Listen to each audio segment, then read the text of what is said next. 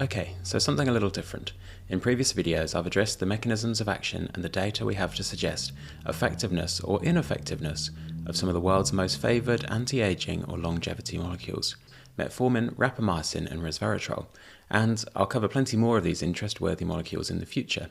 But today's video is more of a conversation around the current state of the race for extreme long life, how progress is coming and what being ultra long lived might look like. Firstly, when it comes to living an extremely long life by 2025 standards, one concept emerges time and time again, that of longevity escape velocity, first coined back in 2004 by British gerontologist or aging researcher Aubrey De Gray. The term borrows from rocket science, where escape velocity is the speed needed to break free from gravitational pull and send a rocket out of Earth's gravitational well. Similarly, longevity escape velocity is the metaphorical speed of medical tech advancement needed to break free from the pull of biological aging, which currently drags us all inexorably towards a gravity well known as death. Baked into the concept is the acknowledgement that no amount of care and diligent application of currently available medical technologies and insights, biohacks and basic common sense avoidance of bringing about one's own early demise will meaningfully extend one's life beyond a rounding error or two from 100. When he coined the term, Aubrey De Gray was issuing a rallying cry to fund and undertake further age-related research to avoid the fatalism he felt was going on of status quo bias that was sure to prevent us escaping death's gravitational pull. Now, you might say, well, that was 20 years ago, and we've sorted out some stuff and done some pretty cool experiments, and metformin seems worth a crack, and this Brian Johnson's nutty pudding thing seems sufficiently palatable that I'll give that a go, and see how we go. Fair enough, props to you. I absolutely think that for anyone who is bullish on living, and generally enjoys the myriad thoughts, feelings and sensations that living affords, crack on and give it a go. Still though, although the term longevity escape velocity is relatively new, the human quest for eternal life using the available tools and technologies of the day is at least as old as the oldest surviving written work of fiction. We know this because it was actually written about in that work, the Epic of Gilgamesh, a story written in Sumeria around 4,000 years ago. In the story, Gilgamesh embarks on a quest to find a plant that will restore his youth and grant him immortality after the death of his friend Enkidu. He finds the plant, but the plant is stolen by a serpent.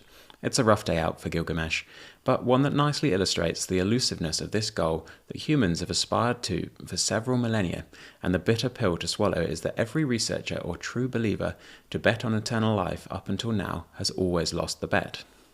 But could this time be different, and how close are we? Well, none of us can predict the future, and sufficiently far off future historians will likely regard us in much the same light that we regard cavemen, primitive, short-sighted, and mostly unaware of mostly everything worth knowing. If we take that analogy and examine cavemen, some of them existed at the beginning of their time period or epoch, some in the middle and some at the end, right before their societies changed irreversibly and a new dawn for humanity began. Still, until it was upon them, those most recent cavemen would not have known how close they were to the end of life as they knew it. The same is surely true for us. Yes, we have made marvelous strides in social and scientific technologies, eradicating or minimizing many shortcuts to an early grave through hygiene measures and medical innovation, and cavemen surely would have marveled at our ability to live mostly harmoniously in cities of millions and to collude and collaborate flexibly, quickly and at scale to make further knowledge advancements. And this has led to an ever-fastening pace of scientific discovery and technological development. But we still don't know how far we are from mastering technologies that would allow us to live for hundreds or thousands of years, or whether it'll ever be attained. An important point to make when it comes to the argument about whether or not we'll live forever is, what does forever mean to you or me, and what physics might have to say on the matter?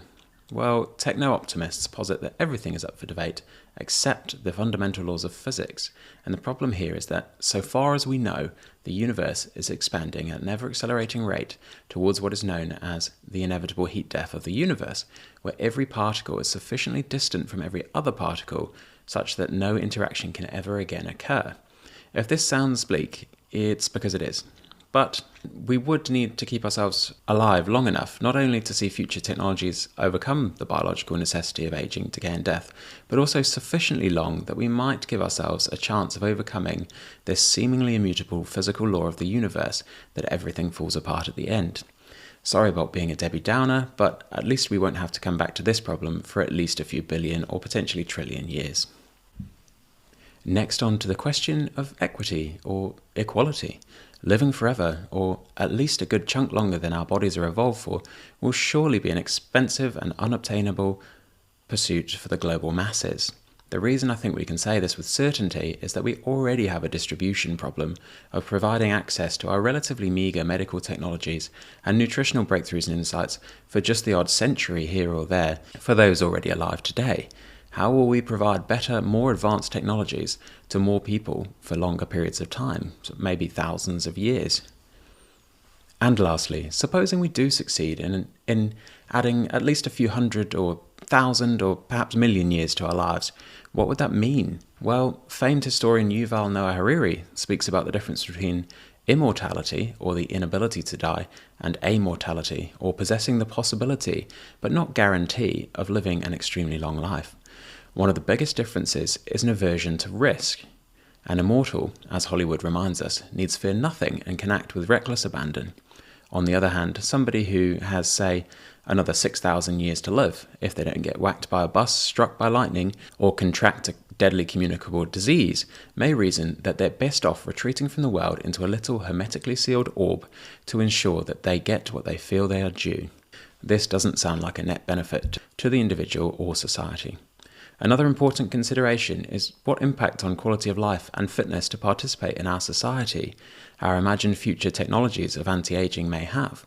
On the one hand, if we do find a gloriously effective drug cocktail using AI pharmaceutical modelling, discovery and optimization, we may end up with something akin to a modern scientific elixir of life that would be no more inconveniencing for those taking it than those currently starting their day with a fistful of tablets.